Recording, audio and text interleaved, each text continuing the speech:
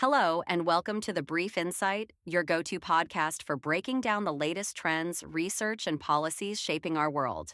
Whether you're passionate about sustainability, global economics, or emerging innovations, this is where we simplify complex ideas to keep you informed and inspired. If you enjoy what you hear, don't forget to like this episode, subscribe to our channel, and share it with anyone looking for insights that matter. We're here every Monday and Friday, so hit that notification bell to stay updated. Your support helps us grow and continue bringing you sharp, relevant content that sparks conversation. Thank you for tuning into The Brief Insight. Now let's dive into today's topic. All right, welcome to another deep dive, everybody. Today, we're taking a look at surrogacy.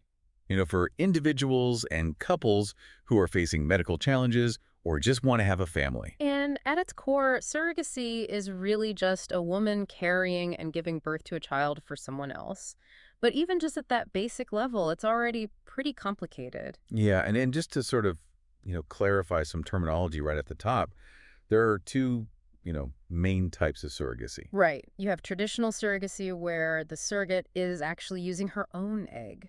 Okay, so she is genetically related. Right. And then you have gestational surrogacy, and that's where an embryo is created through IVF and then implanted into the surrogate. So no genetic link at all. Yeah, no genetic relationship there. Okay, and I'm sure that has huge implications, legally, ethically. We'll get into all that. Absolutely. And even just beyond those two basic types, surrogacy is really a global issue. Right. And it's important to remember that, legally and ethically, it looks totally different depending on where you are in the world. Exactly. And just to add another layer of complexity here, we often talk about surrogacy in terms of, commercial versus altruistic arrangements. Right. So, commercial surrogacy would be where the surrogate is paid, beyond just her medical expenses. Okay. And then you have altruistic, where it's, maybe some compensation, for things like loss of income. Right. But mostly just to help another person. Right. So different motivations there, obviously. Yeah, that is a whole, like, another can of worms in terms of how you regulate it and how you think about it. And I think it's really interesting because there's this trend. We're seeing more and more demand for surrogacy worldwide. Right. And I think that comes down to a couple of things. We're seeing higher rates of infertility. More and more people are having trouble having children. Sure. And I think, socially, people are also just more open to different family structures. Okay. So that would include, same-sex couples. Yeah. Single individuals who want to become parents. So our mission, for you guys today in this deep dive is to try to, unpack all of that. We have a few sources here that are really going to help us dive into, the ethical side of surrogacy, the legal side, and the social side. And yeah, hopefully when we're done, you guys will have a better understanding of this super complex topic. Yeah. So I guess maybe to start, let's tackle this whole commercial versus altruistic debate, because I think it's like a really fundamental, point of contention in a lot of these discussions about surrogacy. Well, and it really does get to, the heart of what people find, I think, maybe morally problematic about surrogacy. Yeah. Right? So a lot of times you hear people say, if you just get rid of the financial incentive, if you make it purely altruistic, then there's no issue here. Right. So it becomes less I don't know, transactional or right. Morally sketchy in some way. Right. And we have one of our sources here, J.Y. Lee. He's from the Journal of Medical Ethics blog, and he actually uses that word, sketchy. But he kind of goes on to question, is payment really a reliable indicator of whether something's morally permissible?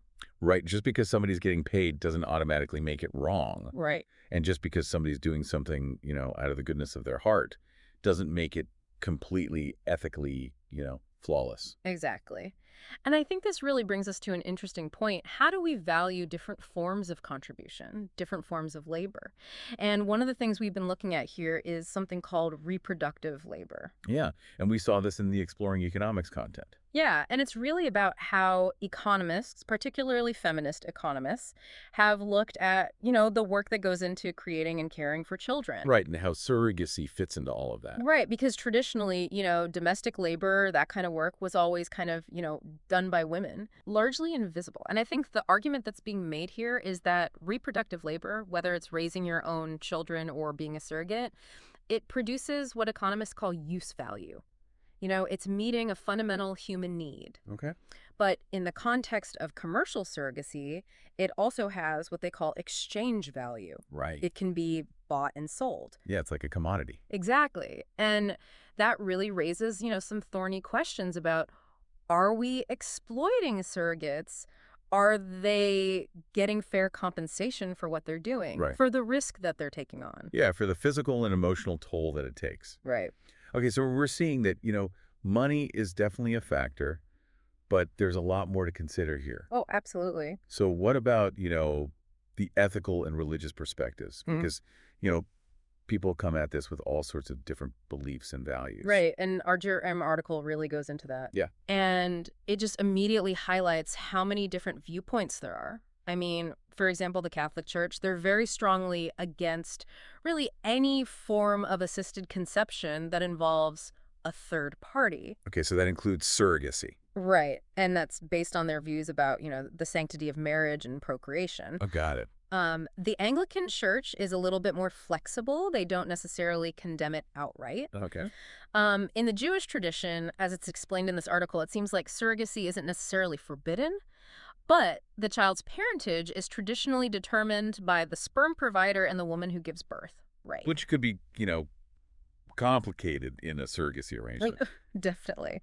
And then you have the Islamic view, which generally speaking says pregnancy should happen within a marriage. Okay. And if it doesn't, if a child is born through surrogacy, they're generally considered to be the mothers. Oh, wow. So that would be, the surrogate mother. Interesting. So a whole other set of, implications there for the intended parents. Right. Okay. And then what about the Buddhist perspective? They don't really have a specific stance on surrogacy. It's not banned or anything, but they tend to emphasize, the importance of the family ties that are created. Right. And the kind of overall moral implications of this kind of arrangement. Okay. So really, like you said, a huge spectrum of religious and ethical views on this. Yeah. But even beyond those, I mean, even if we kind of take religion out of the equation for a second, there are a lot of other ethical concerns surrounding surrogacy agreements in general. Oh, for sure. I mean, one of the big ones is the potential for harm or exploitation of the surrogate. Yeah, I feel like that comes up a lot, especially, in commercial surrogacy arrangements. Right, exactly. Okay, so, we're seeing this really wide range of religious and ethical perspectives. Mm-hmm. But I know that feminists also have some, really strong views about this. Yeah, I mean, it's interesting because there's not like a single unified feminist perspective on surrogacy. Some feminists, they see paid surrogacy as like a form of commodifying women's bodies, like you're just reducing a woman to a vessel for reproduction. Right. And that raises concerns about, a woman's autonomy, whether she's really being objectified. But then there are other feminists who say, if a woman chooses freely to be a surrogate and she retains her rights over her body, over the pregnancy, maybe even changes her mind if she wants to within certain, legal limits, then it could be a perfectly permissible form of reproductive labor. Right. And I think that really highlights, just how nuanced this is. Yeah. You have to consider the child, the intended parents, and the surrogate. It's a lot to balance. Yeah. Okay, well, let's shift gears a little bit and talk about the global legal landscape. Oh, okay. Because I know from looking at the GRM article that the legal status of surrogacy is just all over the map. Yeah. I mean, it is so different depending on where you are in the world. It really is. And I think one of the most challenging things is that there's just no international consensus, right? So you can have intended parents who, let's say, live in a country where commercial surrogacy is completely illegal. Right. But they go to another country where it is legal. Right. And then they come back home with their baby, and suddenly the question of parentage becomes incredibly complicated. Oh, yeah. Like, who are this child's legal parents? What about citizenship? Right, exactly. And, even just basic rights for the child, it creates all kinds of legal and emotional burdens for everyone involved. So, okay, so like the GRM article, it says that some countries, like Austria, Germany, France, Italy, Spain, Yeah. they just don't allow surrogacy at all. Right, full stop. Yeah. Not allowed. And a lot of times that has to do with their legal frameworks, their views on family structure, on the role of the mother. Okay. It's very traditional. Got it. And then, you have other countries like the UK, Canada, Australia, where they allow altruistic surrogacy, but not commercial. Right. So the idea there is to kind of allow surrogacy to happen, out of compassion, but prevent it from becoming, a business, trying to prevent exploitation. Makes sense. Yeah. But then you have other places like Ukraine, Russia, and California in the U.S. where commercial surrogacy is allowed. Yeah, and those places have generally tried to come up with some kind of regulations, around contracts, the rights of the surrogate, the intended parents, and things like compensation. Okay. And then there's another interesting point that Brunette et al. Bring up in their analysis of EU law. Hmm. They say that even with all these variations, there seems to be like a general agreement across member states on the importance of giving a child born through surrogacy clear legal parents and a clear civil status. Yeah, that seems like a no-brainer. That just seems so crucial for the child. It really is. Because imagine, a child growing up without that clarity. Yeah. Nationality, inheritance, all sorts of basic rights could be jeopardized. Okay, well, let's dive into some specific countries here. The GRM article has some really interesting examples, so why don't we start with the UK? Okay, so in the UK, commercial surrogacy is out. Right.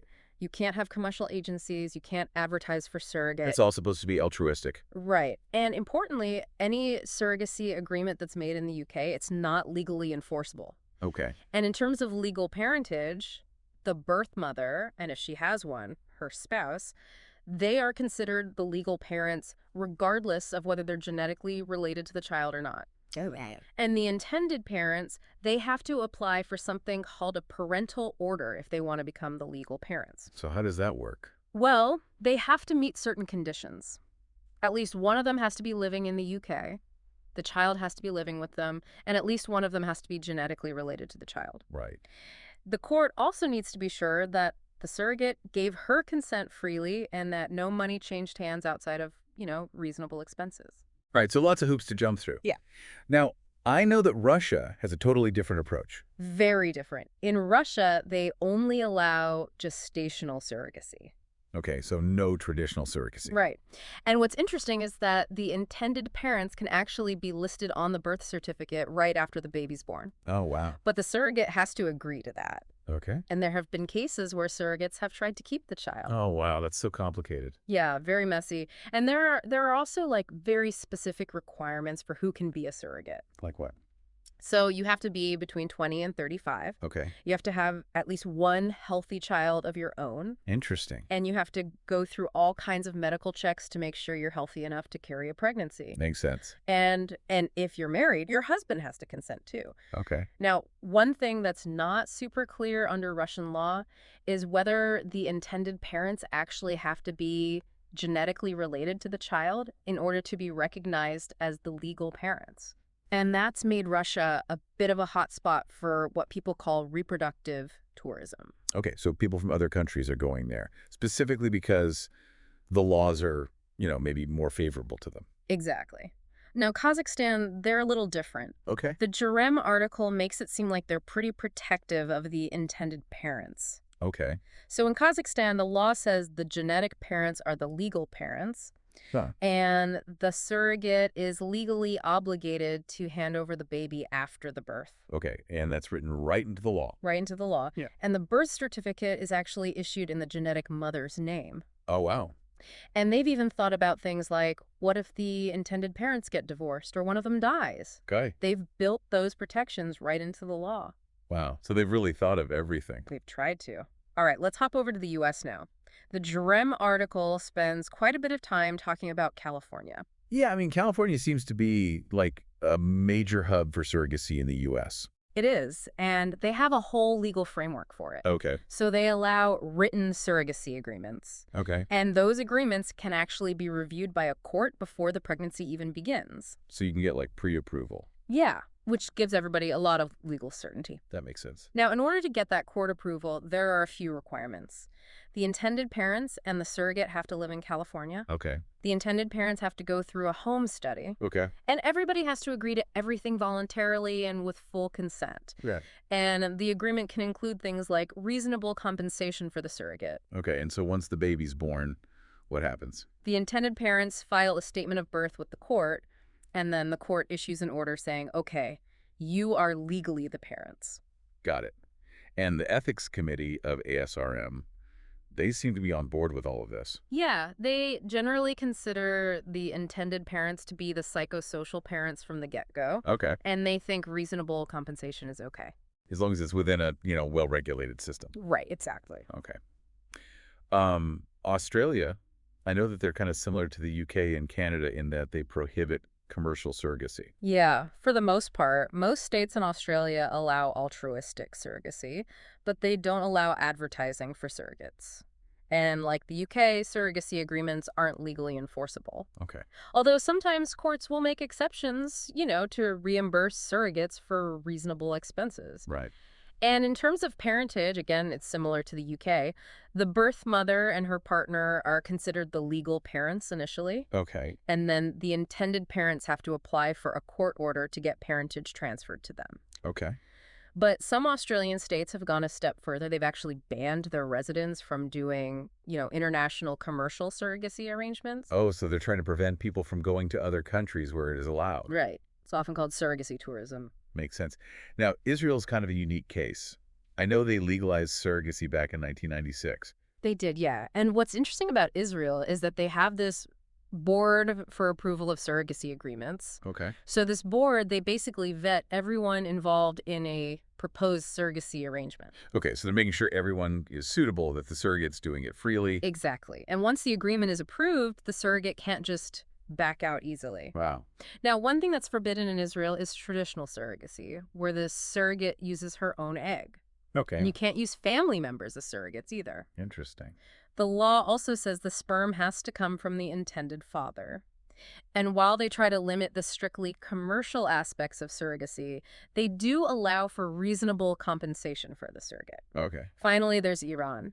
They offer an interesting look at surrogacy within an Islamic context. Okay. So they do practice gestational surrogacy there.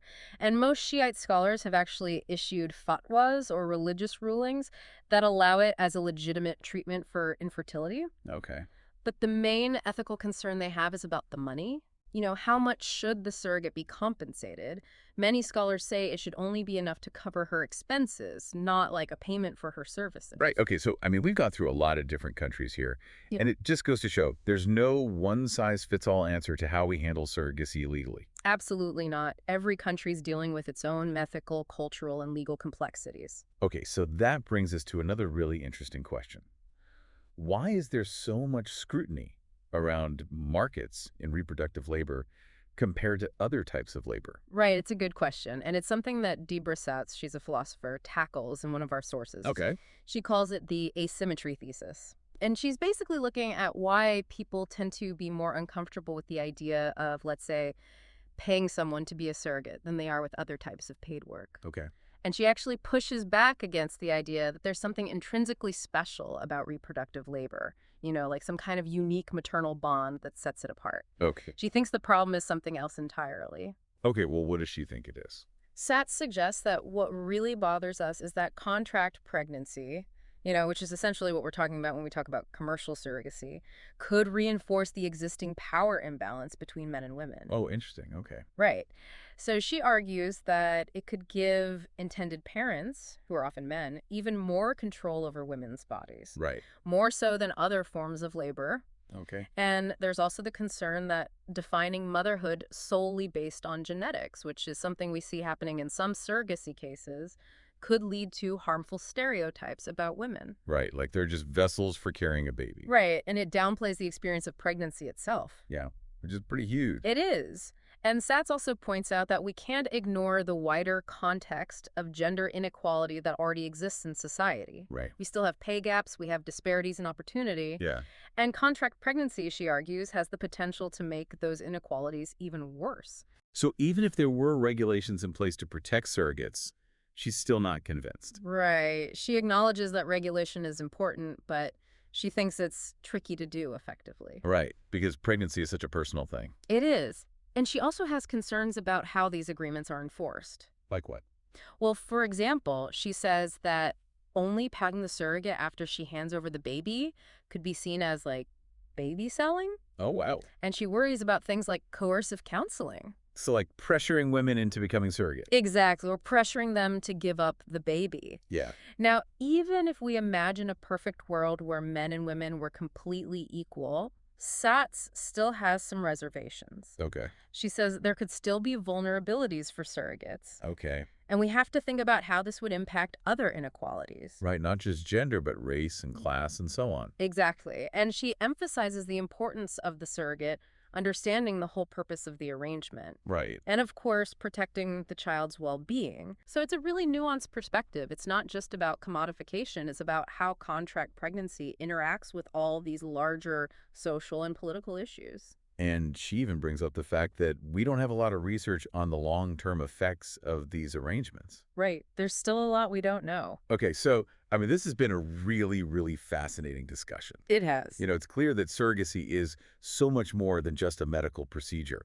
It's this intersection of ethical considerations, legal frameworks, social norms, and economic factors. Right. All of that comes into play. And it's a debate that goes way beyond simply commercial versus altruistic. Yeah, we're talking about reproductive rights, gender equality, and ultimately what it means to be a family. Exactly. So here's something for all of you to think about. Given everything we've talked about today, all the different laws and viewpoints, what values should guide how we regulate surrogacy in the future? Should we focus on individual autonomy, the rights of the adults involved? Or should it be all about the child's well-being? Or maybe we need to prioritize broader social justice concerns. These are tough questions, and we don't have all the answers, but hopefully this deep dive has given you some things to ponder. We've just scratched the surface here, but it's a starting point for further research and critical thinking. Absolutely. All right, that's it for today's deep dive. Thanks for joining us.